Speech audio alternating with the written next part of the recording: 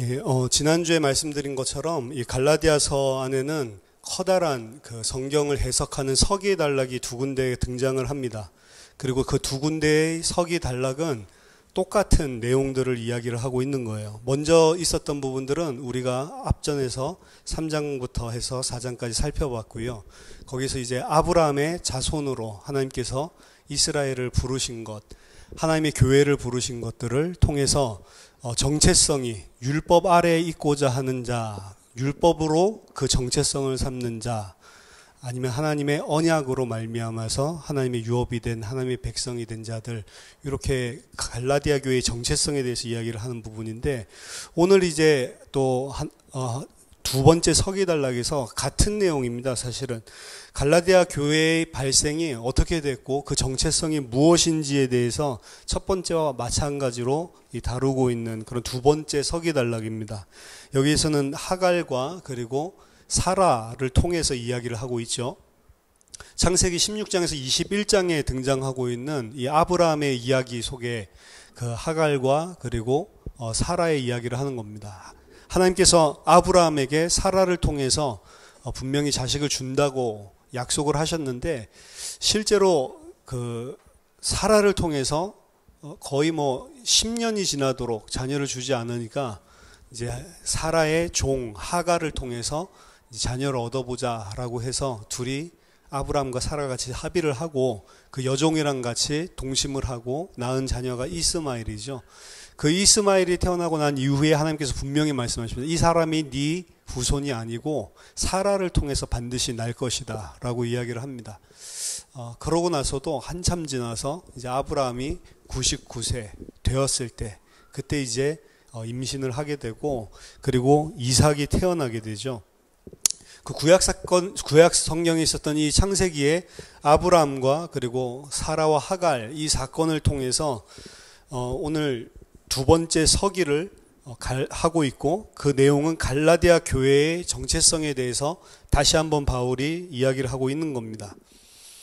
이 하갈과 사라를 이야기를 한 것은 아마 거짓 교사들이 갈라디아에서 율법을 우리가 지켜야 된다라고 이야기를 하고 율법을 통해 아브라함의 자손이 되어야 된다라고 이야기를 할 때 이들이 사용했었던 그런 본문일 것일 가능성이 높다라고 이야기를 합니다.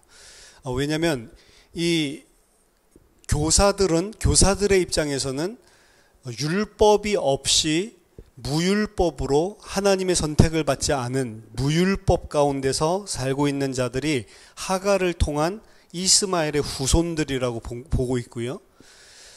사라를 통해서 하나님께서 율법 준수를 하는 라인으로 아브라함의 후손들로 세운 자들, 이 사람들을 율법으로 말미암아 자유의 사람들, 이렇게 크게 두 개의 대립상으로 이들은 보고 있었습니다.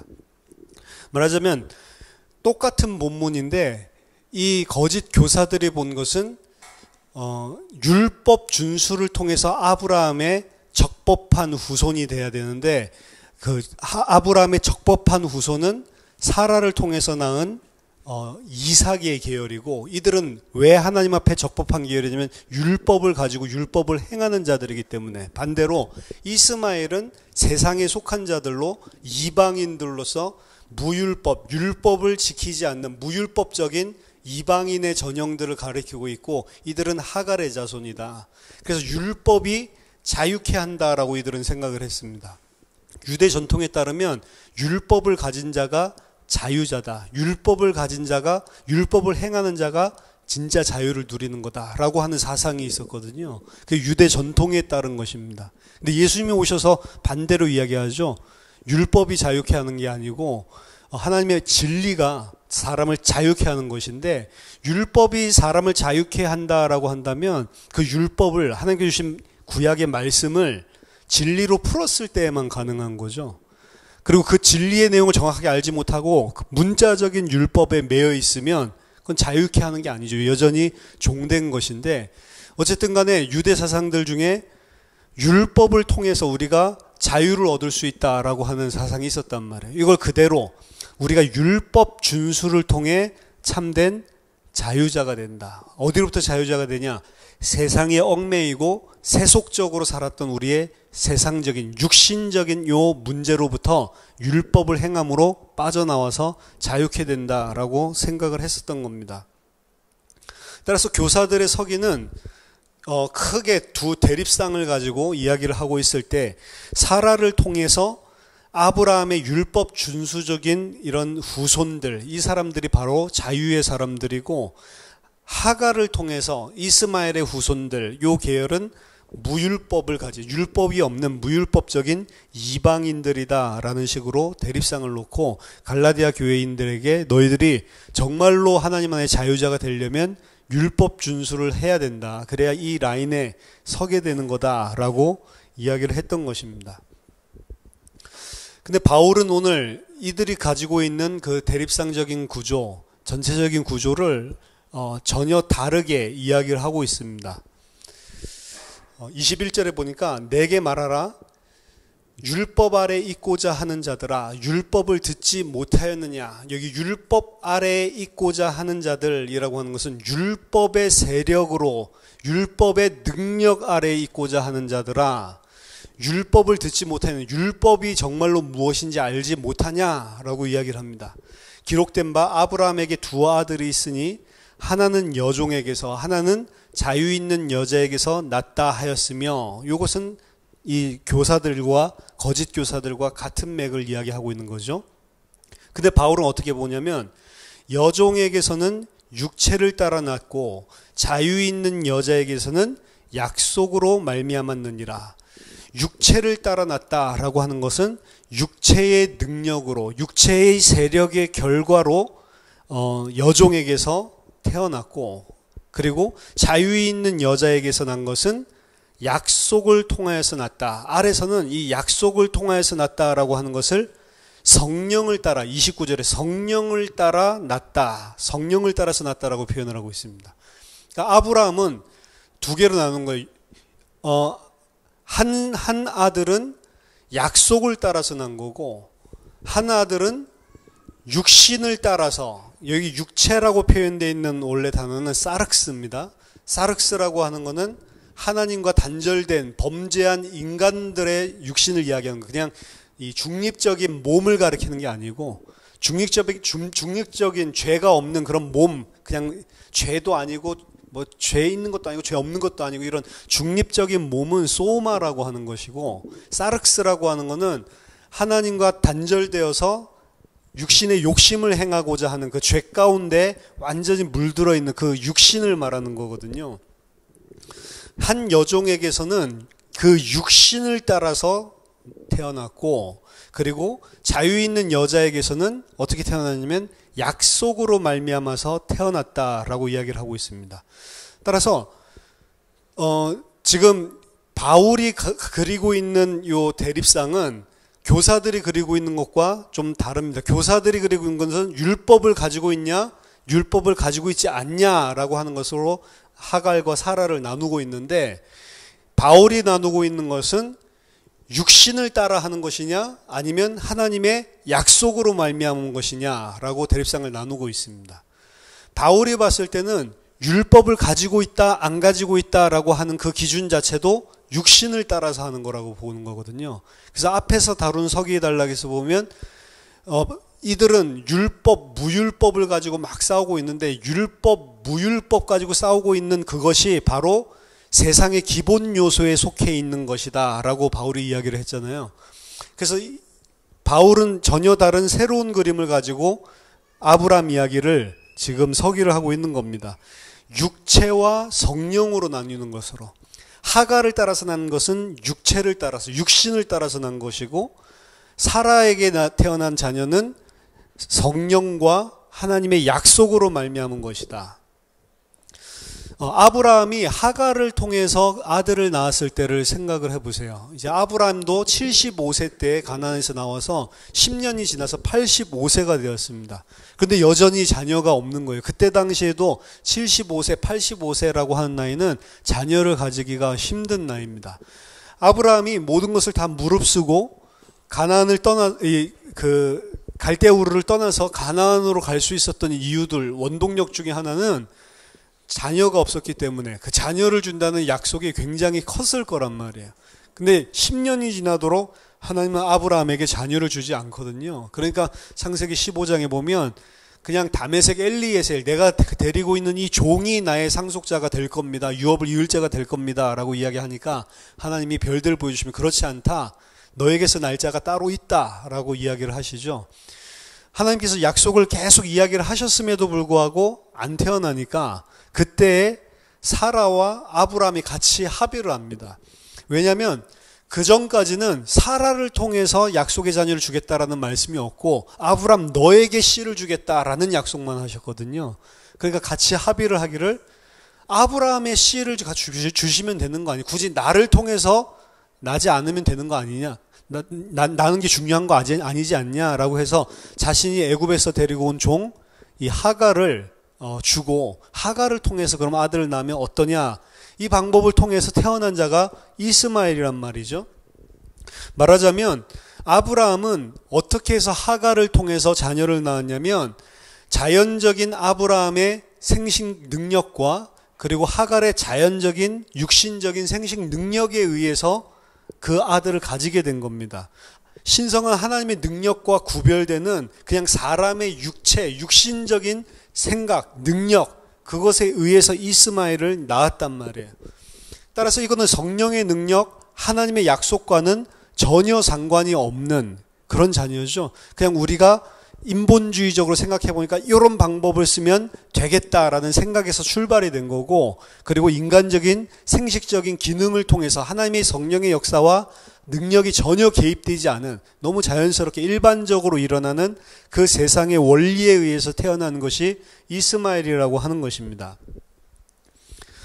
이와 마찬가지로 바울이 보고 있는 교사들과 그리고 율법 준수적인 이 선교를 하고 있는 자들은 육체의 무력한 세력에 의해서 교회를 낳고 있다라고 하는 거예요. 그 육체의 무력한 세력이라고 하는 것은 육체의 할례라든지 그리고 종교의 의식, 이것을 행하는 것이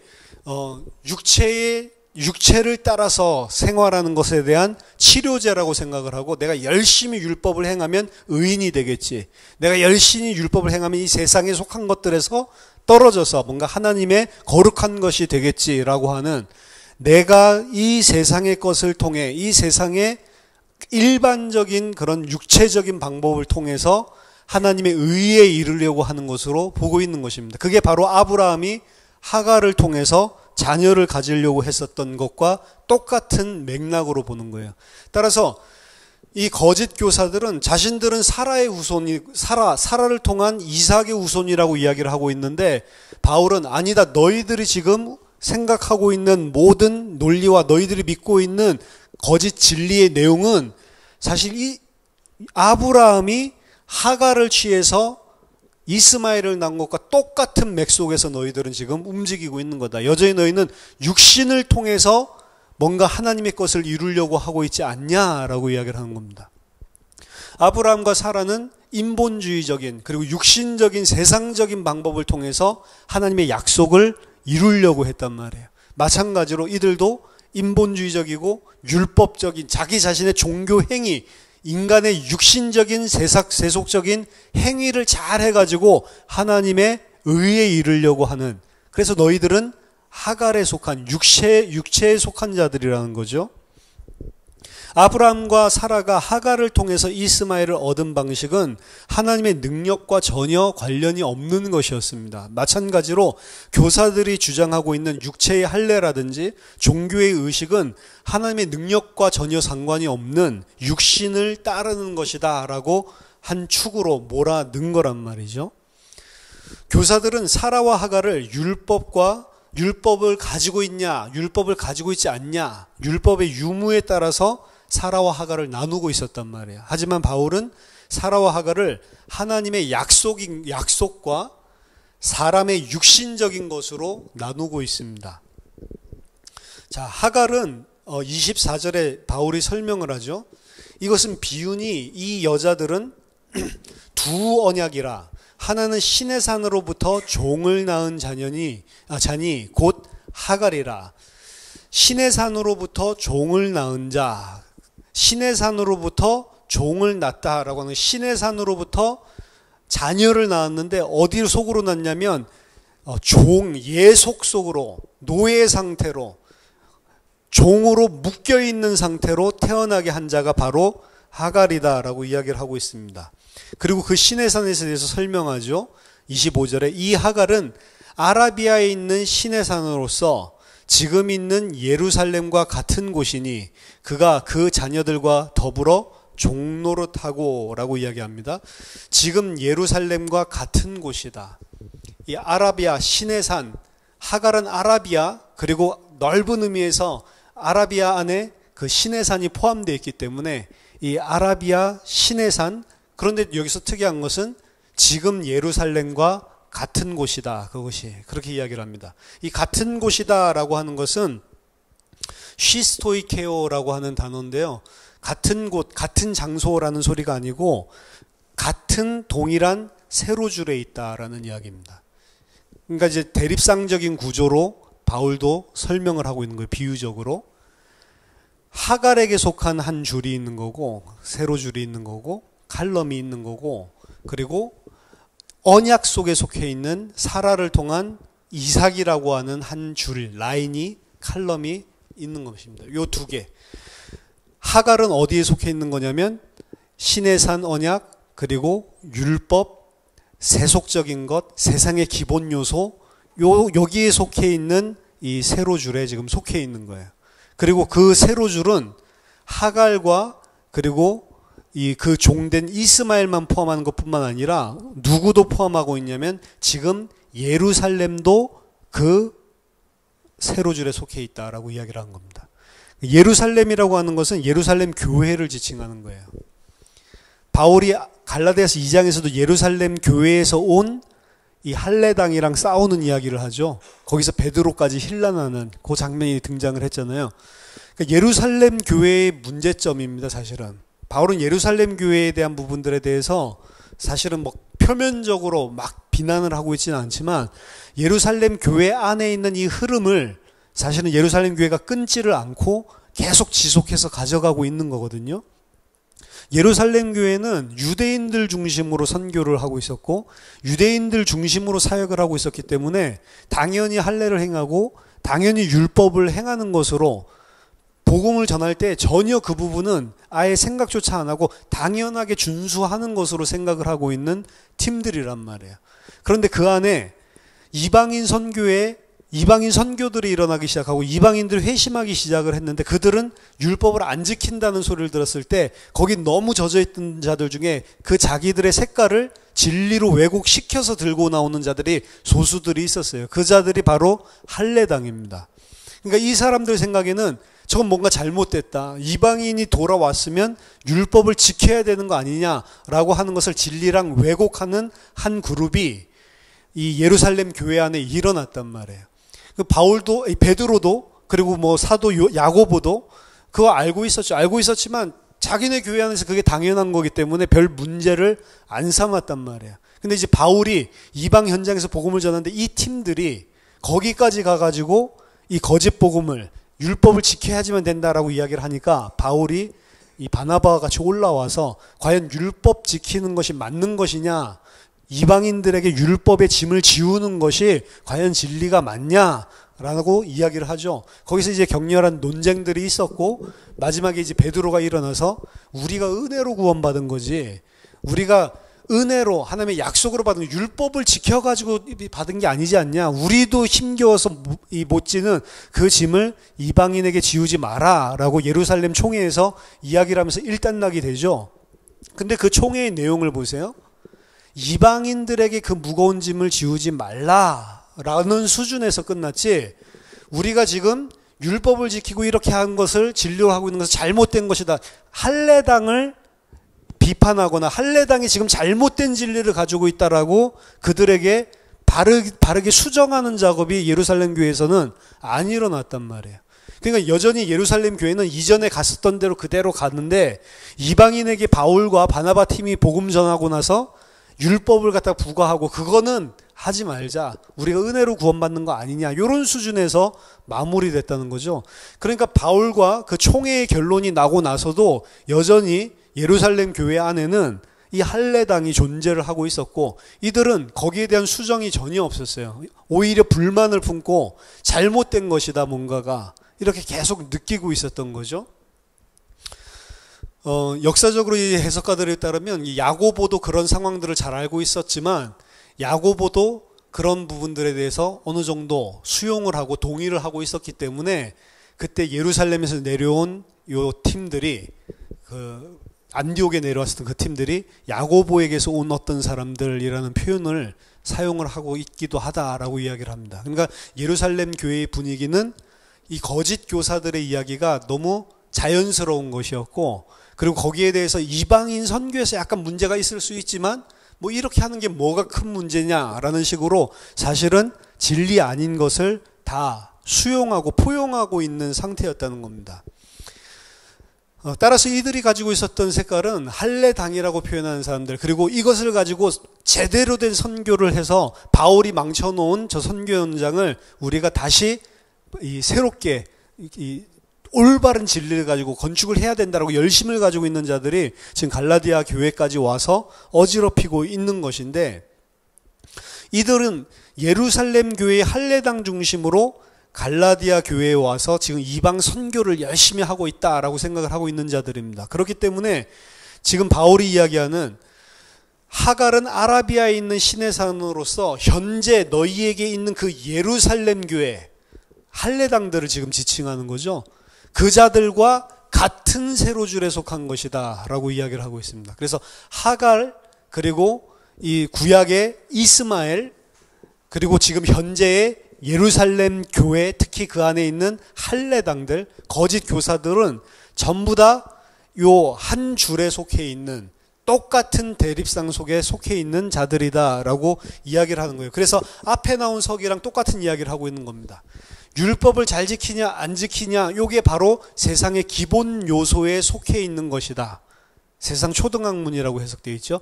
세상의 기본 질서들, 그 대립상적인 구조 속에서 생각하는 똑같은 그 세속적인 것이다 라고 한쪽으로 놨던 것처럼 오늘 열심히 율법을 행하고 율법을 준수함으로써 하나님께 이룰 수 있다라고 이야기하는 이들을 너희들이 바로 하갈에게 속한 것이다. 이스마엘에게 속한 것이다 라고 이야기를 하고 있습니다. 이들은 하갈과 같이 왜 그럼 하갈과 같은 것이냐 이들은 예속의 상태로 자녀들을 지금 낳고 있기 때문에 그렇습니다. 이들이 낳는 교회는 다시 율법의 예속 가운데로 묶어 들어가는 그런 노예들을 낳고 있는 거란 말이에요. 너희들은 똑같이 지금 종들을 낳고 있다. 어떤 종들이요? 세상의 기본 요소의 율법의 종들을 낳고 있다. 하갈이 종을 낳은 것처럼 너희들은 지금 종들을 낳고 있다. 너희들이 낳는 교회들, 너희들이 열심히 선교한다고 해가지고 회심시키는 그 교회들, 율법을 잘 지키도록 할례를 행하도록 그것은 너희들이 율법의 종으로 그들을 낳고 있는 것이다. 그래서 하갈은 자식을 낳을 때 자식을 노예 상태로 예속의 상태로 낳는 것처럼 너희들 예루살렘 교회 너희는 지금 예루살렘 교회 전체가 아니고 그 안에 할례당 예루살렘 교회 너희는 지금 똑같이 교회를 종의 상태로 낳고 있는 것이다. 거짓 교회죠. 그래서 너희들은 똑같은 세상의 기본 요소의 노예들을 낳고 있는 것이기 때문에 하갈과 같은 라인, 같은 칼럼에 지금 너희들은 속해 있는 것이다 라고 이야기를 하고 있습니다. 바울이 보는 사라 쪽, 다른 쪽의 칼럼에 있는 라인은 우리를 낳는 자는 바로 다른 것이죠. 26절에 오직 위에 있는 예루살렘은 자유자니 곧 우리 어머니라. 그래서 지금 아래에 있는 예루살렘과 위에 있는 예루살렘으로 바울이 나누고 있습니다. 아래에 있는 예루살렘은 지금 이 예속 상태로 노예를 낳고 있는 그 거짓 복음을 이야기하고 있는 할례당 중심의 예루살렘 교회. 이 이야기를 왜 하냐면 이들은 우리가 예루살렘에서 왔어. 우리가 예루살렘 교회 초창기 이 교회에서 왔어 라고 하는 그 정체성을 가지고 사람들을 설득을 하는 거거든요. 우리가 바로 베드로도 있고 야고보도 있고 예수님의 제자들이 있는 그 예루살렘 교회야 우리의 배경은. 그러니까 이들은 예루살렘 교회에 야고보를 중심으로 해서 후원을 받고 있는 거예요. 지지를 받고 있단 말이에요. 그러니까 그 지지를 힘입어 가지고 더 강력하게 이 거짓 증거를 이야기를 하고 있는 거죠. 그래서 바울은 여기랑 반대로 그 땅에 있는 지금 진리를 왜곡하고 있는 그 예루살렘 교회 말고 우리는 어디로부터 난 거냐면 저 위에 있는 예루살렘으로부터 우리는 난 자다. 우리의 어머니는 예루살렘, 위에 있는 예루살렘인데 그분이 바로 자유자다라고 이야기를 하고 있습니다. 이것은 구약 성경 그리고 구약 성경을 통한 유대 전통에 따라서 이야기를 하고 있는 위에 있는 예루살렘이라고 하는 것은 예루살렘이 바벨론에 의해서 완전히 붕괴되고 멸망당하고 난 다음에 이제 포로기 그리고 돌아와서도 세운 예루살렘 교회가 이 성전이 영 신통치가 않았단 말이죠. 거기 막 실망하고 있었던 자들에게 그 선지자들 그리고 후선지자들 나중에 포로 돌아오고 나서의 선지자들이 이야기하는 선지서들을 보면 특히 이사야서 54장에 보면 전쟁이랑 기근의 참화로 짓밟혀져 있던 그 예루살렘 도시가 언젠가는 보석들로 가득 차 있는 새로운 예루살렘으로 대체될 것이다 라고 하는 예언을 낳고 그리고 그 예언들은 전승이 되어서 예루살렘이 언젠가 지금 우리가 눈에 보는 이러한 예루살렘이 아니라 온갖 보석으로 치장되어 있는 하나님의 창조의 능력이 나타나는 초월적인 이런 예루살렘이 등장을 할 거다. 그것이 하늘로부터 내려올 거다라고 하는 전통으로 발전을 하게 됩니다. 그게 이제 나타나는 게 요한계시록 똑같은 거예요. 이사야서 54장에도 나타나 있고 계시록에서 그걸 갖다가 풀로 발전을 시켜가지고 이야기를 하고 있죠. 따라서 이런 초월적인 예루살렘이 앞으로 이 땅에 이런 초라한 예루살렘을 대체하게 될 거다. 그런 날이 올 것이다 라고 하는 것을 미래의 묵시적인 소망으로 가지게 됐고 묵시 전통에서는 이 초월적인 예루살렘을 하나님이 창세 때에 이미 다 준비를 해 놓으셨다가 시간표가 되면 하나님이 그걸 가지고 이 땅에 이루러 오실 것이다 라는 식으로 발전을 합니다. 이 전통을 그대로 받은 게 다 요한계시록, 요한묵시록도 똑같은 거란 말이에요. 지금 현재 보이지 않는 예루살렘이 종말에 이미 내려올 준비가 창세 때에 다 되어 있다라고 이야기를 하는 거죠. 따라서 4장 26절에서 이야기하고 있는 위에 있는 예루살렘은 그 묵시적인 예루살렘을 이야기하고 있는 겁니다. 하나님이 창세 때부터 준비해 놓으신 언약 안에서 준비해 놓으신 위에 있는 예루살렘. 우리는 거기로부터 난 자들이다. 이 땅에 지금 예루살렘은 뭘 하고 있어요?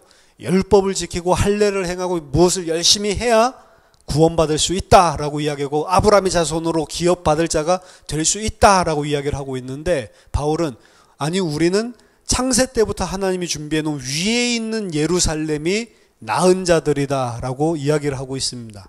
그래서 묵시적인 대조를 그리고 있는 거죠. 땅의 무대에서는 여전히 예속시키는 율법 준수를 통해서 이방 선교를 지지하고 있는 그런 거짓 교회 거짓 형제들을 수용하고 있는 예루살렘 교회가 존재를 하고 있습니다. 하지만 이와 강하게 대조적으로 우리는 하늘의 무대, 하나님께서 창세 때에 이미 준비해 놓으신 그 위에 있는 예루살렘 교회로 말미암아서 난 자들, 그래서 위에 있는 그 교회의 난 자들이야말로 바로 참된 교회다라고 하는 그 대조를 강하게 이루고 있는 것입니다.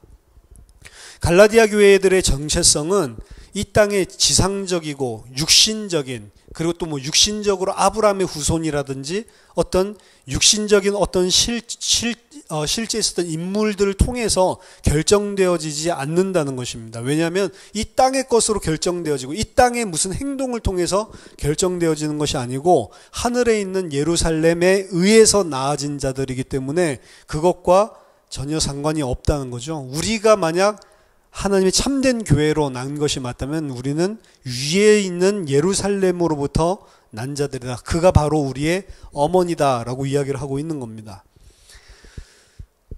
27절에 기록된 바 잉태하지 못한 자여 즐거워하라 산고를 모르는 자여 소리질러 외치라 이는 홀로 사는 자의 자녀가 남편 있는 자의 자녀보다 많음이라 하였으니 이거 성경에 기록되어 있는 이사야서 54장 1절을 통해서 지금 이 주장을 더 뒷받침하려고 하고 있는 겁니다. 갈라디아인들의 어머니의 정체성에 대해서 증명하기 위해서 이사야서에서 내려오는 시온시 중에 하나를 인용하고 있는 것입니다. 잉태하지 못한 자여, 이사야서 54장 1절에 보면 잉태하지 못하며 출산하지 못한 너희는 이제 노래할지어다. 산고를 겪지 못한 너는 외쳐 노래할지어다. 이는 홀로 된 여인의 자식이 남편이 있는 자의 자식보다 많음이라 여호와께서 말씀하셨느니라. 이 이야기는 어디 배경에서 나온 거냐면 바벨론 배경에서 나온 겁니다. 바벨론에 의해서 예루살렘이 파괴됐을 때 바벨론 사람들이 예루살렘에 대해서 그 전에 엄청나게 프라이드를 가지고 있었거든요. 그래서 바벨론도 절대로 예루살렘은 못 무너뜨려라고, 사실은 바벨론 입장에서 보면은 굉장히 교만을 떨었던 게 이스라엘 사람들이었기 때문에 바벨론이 완전히 예루살렘 멸망시키고 난 다음에는 그 다음부터는 막 조롱하기 시작을 한 겁니다. 예루살렘을 봐라. 그녀의 남편이 여호와 하나님을 말한 거죠. 그녀의 남편이 그녀를 떠나버렸다. 그녀를 크게 해주고 그녀를 능력 있게 하고 그녀를 출산을 많이 해주겠다라고 약속했던 그 여호와라는 남편은 이제 그 여인을 내버려두고 예루살렘을 내버려두고 떠나버렸다.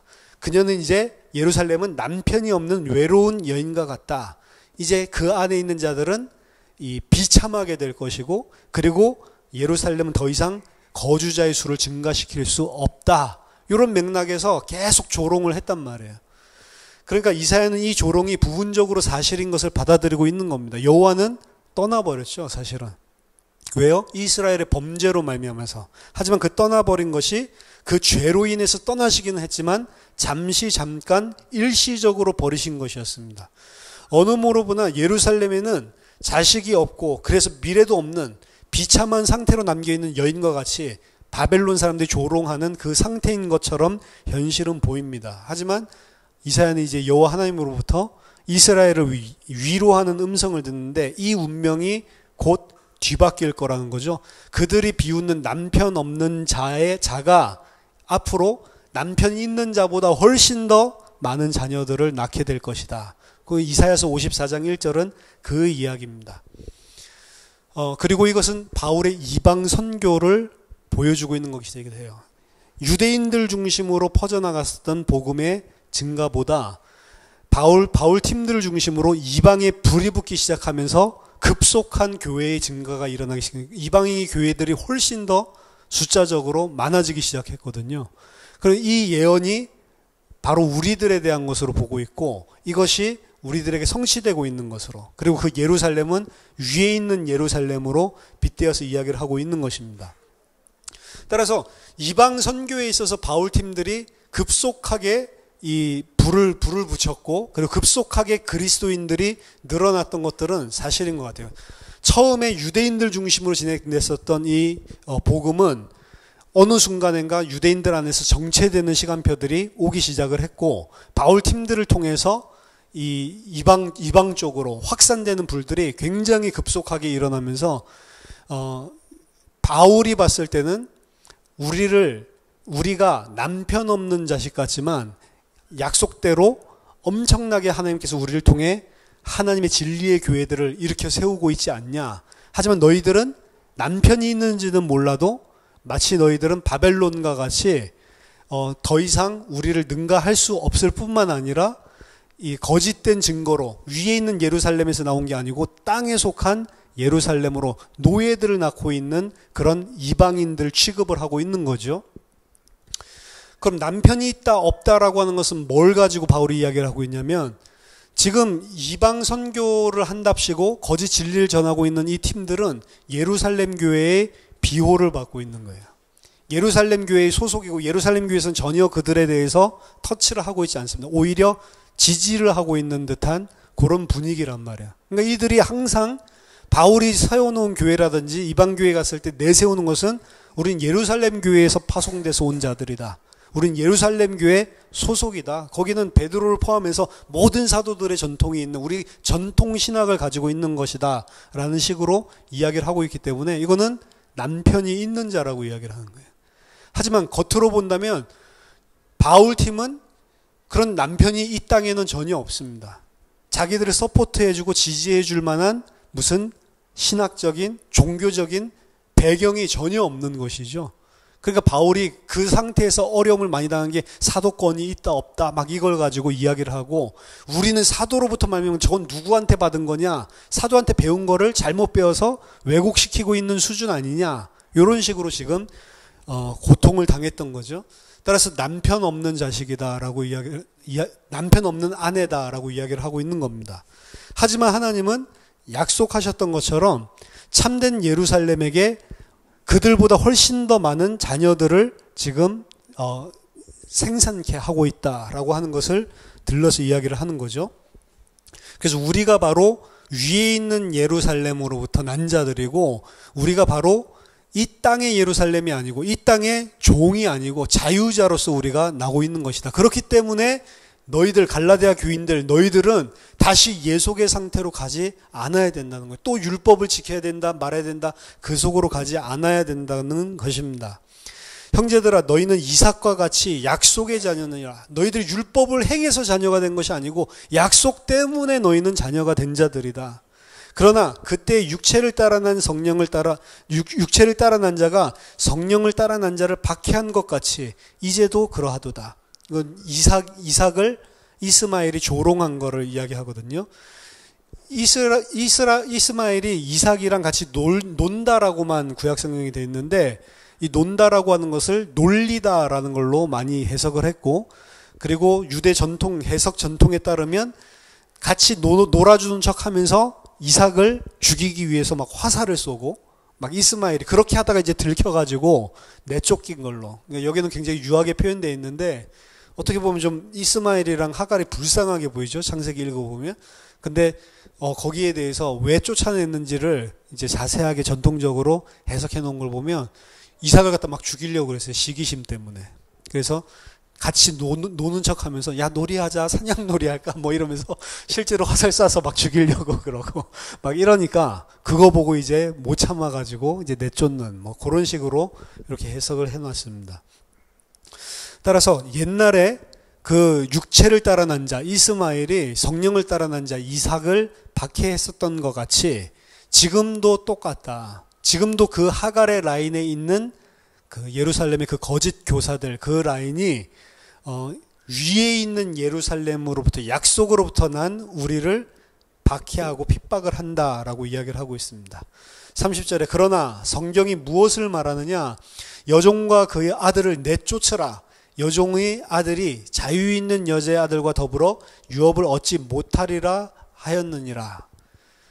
그러나 성경에서 뭐라고 말하고 있냐, 그 핍박하고 있는 그 라인에 속한 자를 내쫓아라 라고 이야기하고 있지 않냐 라고 이야기하면서 갈라디아 교회 안에 그 거짓 교사들을 빨리 내쫓으라 라고 이야기를 하고 있는 겁니다. 그 거짓 교사들을 따르고 있는 자들과 그 거짓 교사를 빨리 내쫓아라.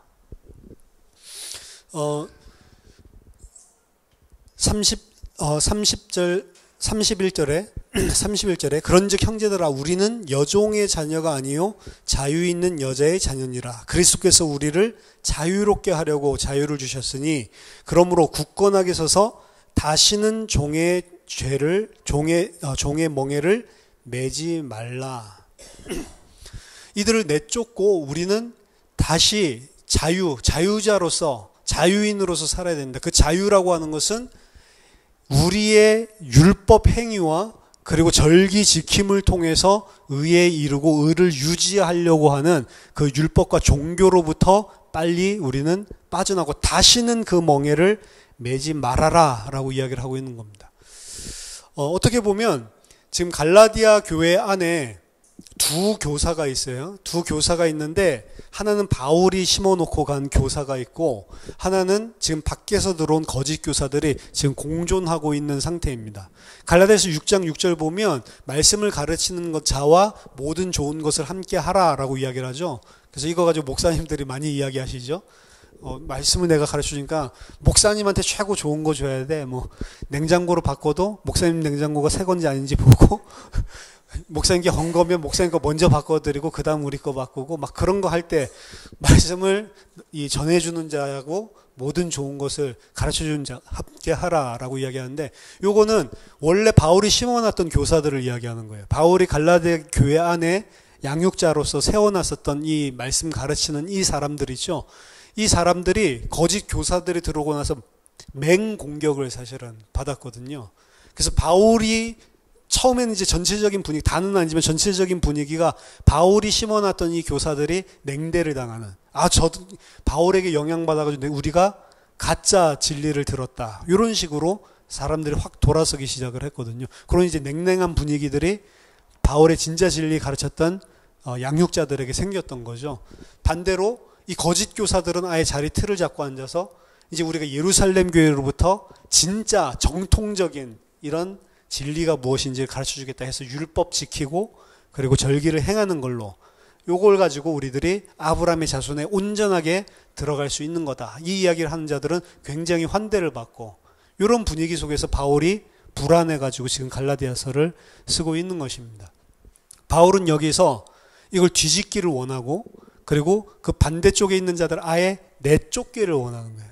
그들이 돌이켜서 이 진리 안으로 돌아오지 않는다면 하갈을 내쫓은 것처럼, 이스마엘 내쫓은 것처럼 그들을 내어 쫓아라 라고 지금 바울이 종용을 하고 있는 겁니다. 이 본문을 통해서.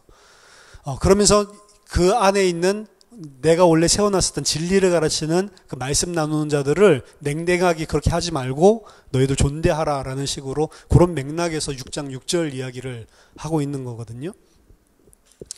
지금 오늘 이 본문들을 보면 어떻게 갈라디아 교회가 그렇게 바울의 진리를 받고 그렇게 뜨겁게 그리스도의 은혜에 감격했었던 교회가 이 거짓 교사들에 의해서 오히려 이 완전히 분위기가 뒤바뀌게 되는 그런 상황이 왔냐라고 하는 것인데, 그런 상황이 온 이유는 우리가 속해 있는 체질이나 우리가 생각하는 사상, 우리가 생각하는 패턴 자체가 사실은 세상에 속해 있는 그 진리의 라인에 있지 않고 세상 종되었던 자의 라인에 있는, 그게 우리에게는 편하기 때문에 그렇습니다.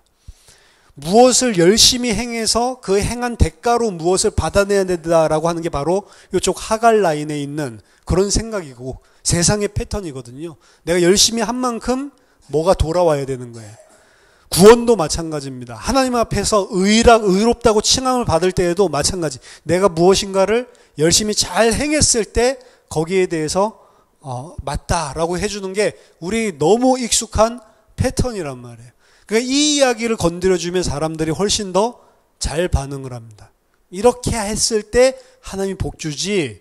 굉장히 신빙성. 이렇게 기도를 열심히 네가 해야 자녀들을 하나님 잘 되게 해주지.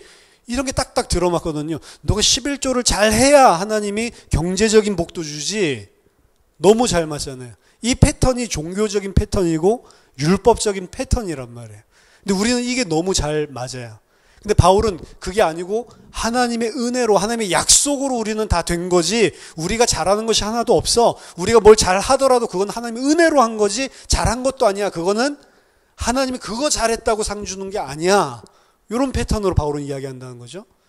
어떻게 보면은 우리가 아무것도 가지지 않고 우리가 아무것도 할 수 없다라는 무능력한 상태면 이것만이 답이 될 수 있지만, 내가 조금이라도 나는 뭔가를 그래도 할 수 있고 나는 뭔가 잘난 구석이 있어 라고 생각하는 사람들은 이쪽 패턴이 훨씬 더 마음에 들게 되어 있습니다.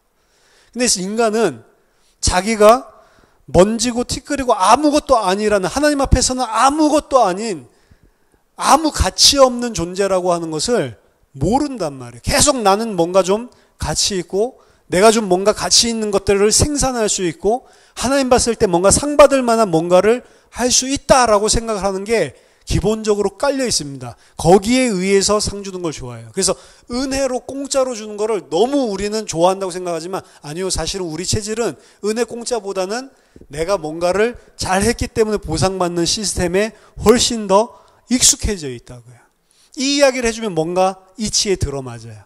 이 이야기를 해주면 뭔가 말이 맞는데 이쪽 이야기를 하면 뭔가 안 맞게 돼 있습니다. 그래서 세상 사람들이 뭐 믿음으로 구원받아 삶을 똑바로 살아야지, 이게 딱 대표적으로 보여주는 거예요. 이게 훨씬 더 익숙한데, 그리스도인으로 구원받은 우리도 양육받아야 되고 왜 성장을 해야 된다고 하냐면 여전히 우리 안에 요 색깔과 요 사상들이 뿌리를 내리고 있단 말이에요.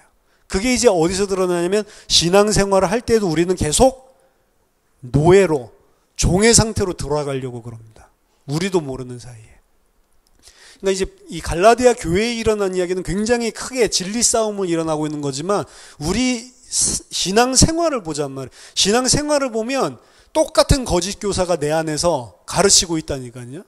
뭘 가르치고 있어요? 계속 이쪽에 속해 있는 패턴으로 나를 종삼아서 끌고 가서 진리가 아닌 거짓 진리에 의해서 하나님을 섬기는 자, 종교, 우상, 율법 숭배자로 나를 계속해서 끌고 가고 있다니까요. 근데 거기에 반응할 때가 굉장히 많습니다. 설명을 해드릴게요. 예수 그리스도를 통해서 구원받았다는 건 우리 의가 아니죠. 100% 전적으로 그리스도의 십자가와 부활의 의로 말미암아서 값없이 의롭다 칭해 주시고 그 그리스도의 피로 덮어 주신 거잖아요. 내가 잘한 걸로 구원받는 거 아니죠. 그 구원의 유지도 그걸로만 되는 거죠. 근데 우리는 이게 더 편하단 말이에요. 아까 말했던 거짓 교사들이 말하는 게 더 편하단 말이에요. 그 의에 감사하고 감격하게 되면 당연히 감사하고 감격한 만큼 생각도 바뀌게 되고 그리고 삶도 점차적으로 바뀌게 되고 여기 안에서 흘러나오는 삶이 바뀌어야 이게 정상적으로 진리 안에서 우리들이 변화가 되고 성장을 하는 것인데 우리는 그렇게 생각을 하지 않습니다. 계속해서 이제 받았으니까 내가 또 뭔가를 하나님을 위해서 행하고 그것을 통해서 내가 성장하고 발전하는 줄로 착각을 해요. 그게 아니라니까요. 그렇게 변하는 순간이 계속해서 우리 안에 찾아옵니다.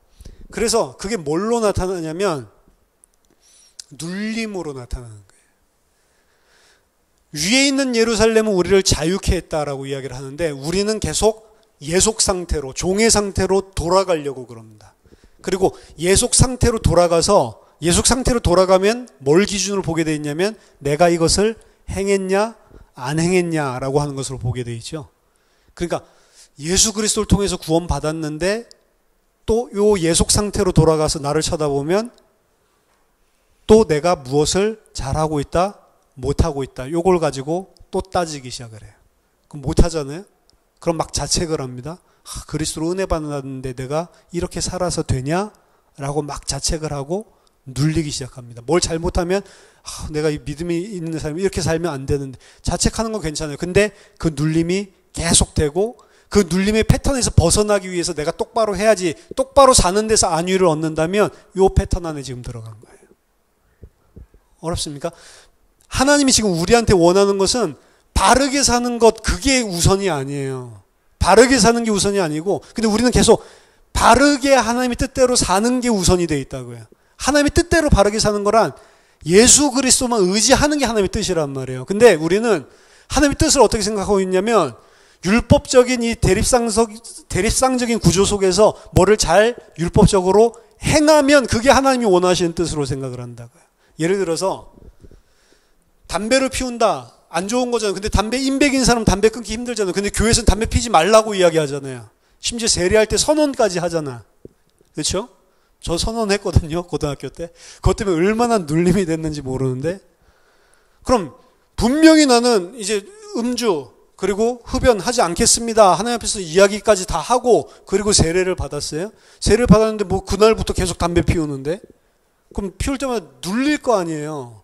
그러면 이제 우리는 어떻게 생각을 하냐면 그리스도의 은혜로 말미암아서 구원받은 내가 담배를 이렇게 피면 되겠냐. 그것도 하나님 앞에 내가 안 피겠다고까지 했는데 너무 맞는 이야기잖아요.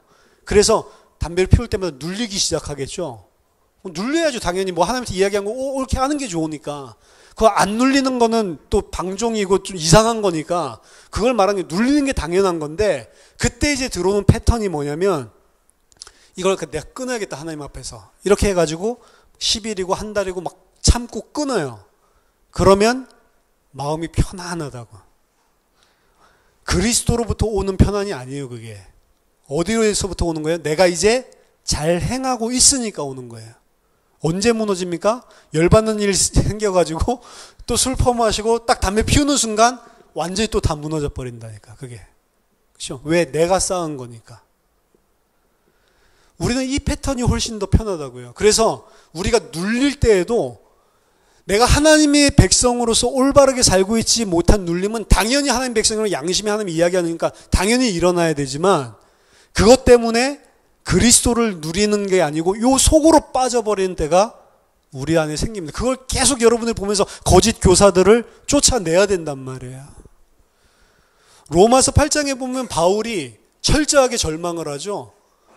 하나님의 뜻을 따라서 성령을 따라서 살고 싶은데 나는 계속 육신을 따라서 죄의 법을 섬기는 이 두 마음속이 마음에서 계속 싸우는데 계속 죄가 이기고 내가 행하고자 하는 선은 행치 않고 계속 죄만 범하는 그런 상태에 빠져있는 자신을 보면서 오라 나는 곤고한 자다라고 이야기를 하죠. 하나님의 백성이라면 그 곤고가 있어야 된다고.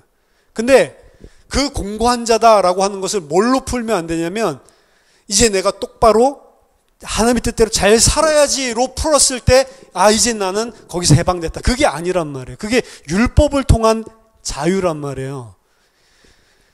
지금 거짓 교사들은 그 율법을 행함으로써 얻는 그 자유 있죠. 이제 내가 하나님 뜻대로 올바로 살고 있으니까 뭔가 이제 평안하고 하나님 앞에 떳떳한 거. 그거는 그리스도로 의지하는 게 아니잖아요. 내 의를 가지고 또 나가는 거잖아요. 그걸 자유라고 지금 이야기를 하고 있는 거예요. 근데 그게 자유가 아니라는 겁니다. 오라 나는 공고한 자로다. 그러니까 내가 똑바로 살았으니까 이제 나는 공고에서 풀려났다. 그렇게 나가는 패턴이에요, 이거는. 바울은 어떻게 하냐? 오라 나는 공고한 자로다. 근데 그 공고한 그 상태, 죄밖에 안 짓는 그 상태 속에서 뭘 붙잡냐면 찬송하리로다. 그리스도의 은혜를, 그래서 그리스도를 찬양하고 그리스도를 감사하고 그리스도를 의지하는 쪽으로 확 그 속에서 하나님의 의로 옮겨가죠. 오라 나는 공고한 자다라고 하는 패턴은 사실은 우리를 이 패턴으로 끌고 가는 시작이 돼요. 오라 나는 공고한 자다라고 하는 패턴이 나왔을 때 어디로 가야 되냐면 그래서 그리스도를 찬송하리로다. 그래서 그리스도를 보내주신 하나님께 감사하다라고 하는 걸로 나와요. 왜? 그리스도 안에 있는 예수 그리스도 안에 있는 생명의 성령의 법이 나를 죄와 사망의 법에서 해방하여서 나에겐 결코 정죄함이 없도록 해주신 거구나. 그래서 그쪽으로 가야 된단 말이에요. 이게 묘합니다. 우리가 진리를 올바로 가지고 있지 않으면 100% 율법이 주는 자유로 나아가면서 그게 자유함을 얻었다라고 생각을 하고 그것이 하나님 앞에 잘하고 있다라고 생각을 한다고요. 신앙생활에서. 근데 그게 아니란 말이에요. 못해도 하나님 잘하고 못하고보다 더 원하시는 뜻은 잘하고 못하고는 하나님의 은혜에 따라서 나오는 결과일 뿐이에요. 하나님의 은혜를 어떻게 받아들이냐가 더 주 포커스라는 겁니다. 제가 여러 번 말씀을 드렸지만 제가 복음을 나름대로 알았다라고 생각을 했을 때에도 결국에는 이 담배 문제 때문에 막 고민을 하고 있을 때 그 목사님이 오셔서 그리스도 예수께서 모든 죄들을 다 담당하셨고 그리고 예수 그리스도께서 우리의 과거, 현재, 미래의 죄를 다 담당하셔서 죄와 사망의 법에서 해방시켰다. 우리가 실수로 넘어질 수 있고 실수로 또 죄를 지을 수 있다. 그렇지만 괜찮다. 근데 저는 그게 말에 안 들어오더라고요. 실수? 난 담배 실수로 피는 게 아닌데? 뭐 실수로 내가 무슨 사람을 뭐 상하게 했거나 그건 뭐 용서받을 수 있지. 고범죄는 더 악하다고 이야기를 했는데 난 그냥 내가 못 끊어서 피고 싶어서 알면서도 하고 있는 건데 전혀. 근데 이분이 무슨 말씀을 하시냐면 어떤 사람이 빵을 너무 배가 고파서 훔쳤고 그게 습관이 돼서 계속 훔친다. 그러면 그 훔치는 죄는 용서 안 하셨냐? 진짜 예수를 믿는다면. 전제는 진짜 예수를 믿는다면. 하셨다라는 거죠. 알고 하는데도 그 죄도 용서를 하셨다. 진짜 죄는 뭐냐? 빵을 훔치는 것도 죄다. 하지만 진짜 하나님 앞에서 죄는 뭐냐? 예수 그리스도의 십자가의 피가 이 죄만큼은 용서 안 했다라고 생각하고 믿는 그게 더 큰 죄다. 제가 그 이야기 들을 때 설득이 됐어요. 그렇구나. 빵을 훔쳐먹는 거 죄지만 그거보다 더 근본적이고 철저한 죄는 예수님이 아무리 십자가에서 피를 흘렸어도 이 죄만큼은 용서 못하셨다라고 생각을 하고 있는 그게 더 큰 죄잖아요. 그래서 이분이 저에게 해결책을 주셨습니다. 우리가 실수하고 넘어질 때 그때에 그리스도를 생각하면 된다. 그리스도를 바라보고 기도해라. 이런 나를 왜 하나님께서 살려주셨는지 거기에 대해서 오히려 묵상을 하고 그거로 족하다라는 거죠.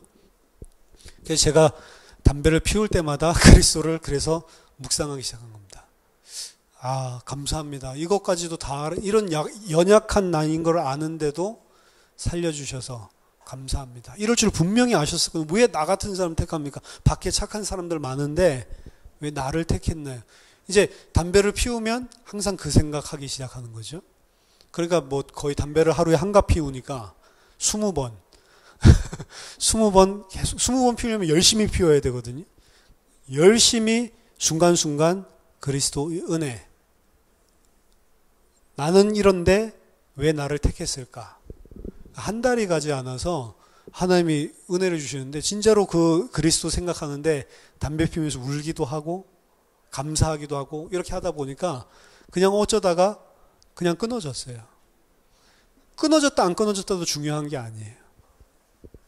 중요한 거는 제가 옛날에 이걸 간증같이 하면 담배 못 끊는 아이들에게 근데 담배 어떻게 끊었냐? 그래서 은혜는 이렇게 끊어졌다. 이렇게 잘못된 간증이에요.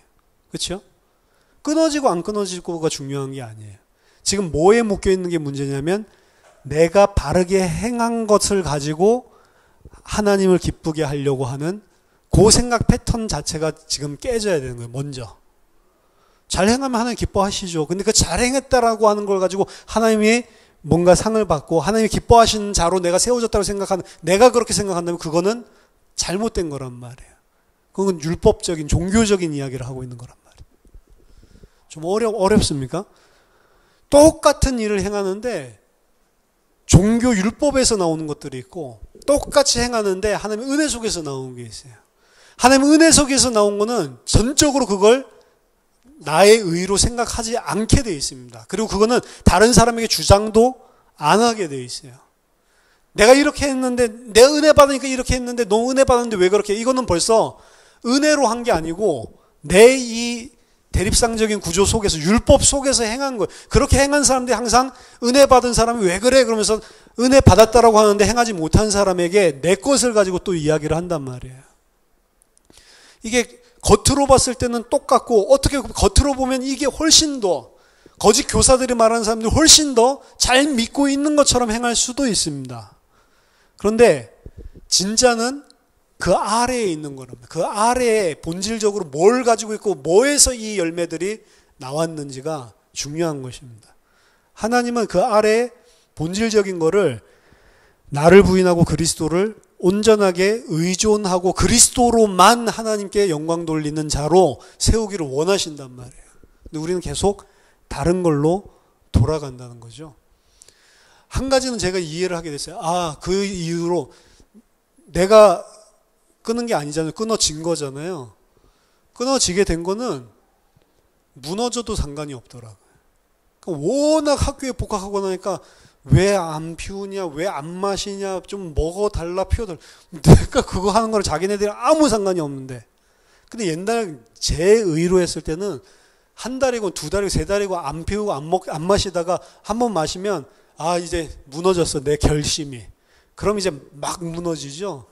그래, 하도 먹으라고 하면 그래, 마실게, 그래, 피울게 한번 해도요. 이 맛없는 걸 왜 마시고 왜 피워? 그냥 안 하게 돼요. 그게 뭐 잘했다 못했다 하는 거 아니고 안 하게 되니까 그냥 안 하게 되는 거예요. 뭐 하게 되면 또 해도 돼요. 안 해도 되고. 진짜 자유죠. 그거에 의해서 하나님 앞에 쓰는 게 아니라는 것들을 아셔야 됩니다. 근데 그 진짜로 하나님께서 원하시는 쪽으로 들어가려면 우리가 하나님의 말씀에 계속 의식적으로 돌아가는 패턴이 삶들 속에서 좀 필요해요. 왜냐하면 우리는 갈라디아 교인들과 마찬가지로 이게 너무 익숙해져 있어요. 그래서 우리도 모르는 사이에 우리는 계속 거짓 교사들의 생각을 가지고 나 자신을 바라보고 공동체를 바라보고 사건을 바라보고 모든 것들을 다 요 속에서 나도 모르게 패턴 속에서 생각을 하고 있습니다. 그걸 쫓아내라라고 하는 거예요. 갈라디아 교회에서 거짓 교사들과 그를 추종하는 자들 쫓아내라라고 하는 것은 1세기에 있었던 사건이 아니고 우리 안에 그 거짓 교사들을 쫓아내라라고 하는 겁니다. 쫓아내고 바울이 말한 약속 있는 자, 위로부터 온 그 자유자, 우리가 어떻게 하나님의 약속의 자녀들이 됐는지의 패턴으로 계속 돌아가는 이 의식적인 몸부림이 필요합니다. 은혜는 되어지는 것이지만 우리가 은혜 가운데, 말씀 가운데, 진리 가운데 깨어 있어서 싸워야 된다는 게 그 이야기예요. 당연히 내가 싸운다고 해서 그 은혜 받는 건 아니죠. 내가 싸워도 하나님이 은혜 주셔야 되는 거지만 우리가 의식적으로 깨어 있지 않으면 이 가운데로 계속 돌아간다니까요. 그래서 영적으로 싸운다라고 하는 것은 내 안에 있는 잘못된 다른 세상의 기준, 율법의 기준, 종교의 기준, 이 기준으로부터 나를 계속 자유자로 건져내는 싸움을 해야 된다는 겁니다. 안 그러면 우리도 모르는 사이에 또다시 종교주의로, 율법주의로 돌아서게 된다는 거죠. 그리고 그 사고 속에서 생각을 하고 그 사고 속에서 판단을 하면 훨씬 더 합리적으로 보이고 훨씬 더 잘 들어맞는 게 우리란 말이에요. 우리가 죄잖아요. 완전히 죄덩어리잖아요. 그게 훨씬 더 우리는 편하다라는 거죠. 오늘 갈라디아 교회에 이야기합니다. 너희들은 이 율법에 의해서 너희들 율법 행함과 그리고 이 세상에 속해 있는 그런 율법 속으로 예속되어지는 종의 자녀가 아니라 너희들은 위에 있는 예루살렘으로부터 난 자유자의 아들들이다. 계속 그쪽으로 돌아가고 너희들을 다시 노예 상태로 만들려고 하는 그 거짓 교사들을 너희 안에서 쫓아내라 라고 이야기를 합니다. 저와 여러분들이 성령을 따라 난 자요, 하늘의 위에 예루살렘을 통해서 난 자요, 자유자의 아들들로 부르심을 받은 자로 여러분들이 늘 매순간 영적으로 싸우시고 하나님의 온전한 백성으로 승리하게 되기를 예수 그리스도 이름으로 축원합니다. 기도하겠습니다. 하나님 아버지 은혜를 감사합니다. 저희들이 늘 하나님의 진리의 말씀으로 깨어있게 하시고 하나님 우리 속에 있는 모든 거짓 진리와 이 세상의 모든 기본 질서 요소들과 또 우리 안에 있는 율법과 종교의 요소들을 다 쫓아내고 그리스도 예수만으로 참된 자유함을 얻는 하나님의 백성들로 하나님 승리할 수 있도록 우리에게 성령으로 함께하여 주시옵소서. 우리를 도와주시옵소서. 예수 그리스도 이름으로 기도하옵나이다. 아멘.